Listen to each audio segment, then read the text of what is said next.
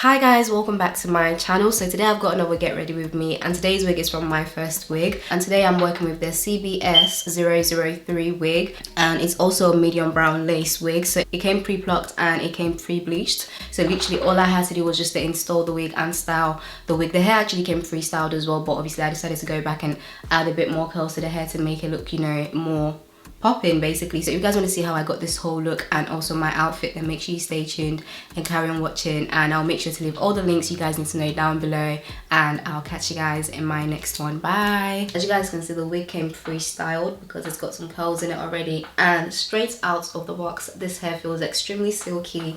It feels really soft as well, so I can't wait to install this wig. This is the construction of the wig. As you can see, it comes pre-bleached, it comes pre-plucked as it has a natural hairline, and it comes with an elastic band inside the wig and some combs inside obviously, and a strap at the back.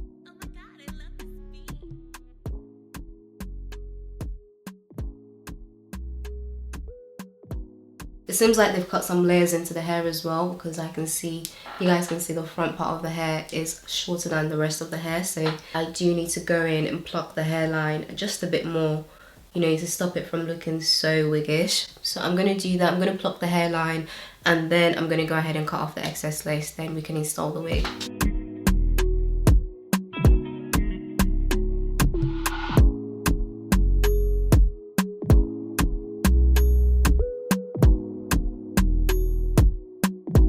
So you guys can see the difference already. This is the side that I've just gone ahead to customize a little bit more, and this is the side that I haven't even touched. So you can see it has that line of demarcation where you can see, you know, where it starts, and then with this it looks a lot more natural. So you don't really have to do much, but just to go in and just pluck the hairline a bit just to get rid of that line of demarcation. So that's just all I'm doing right now.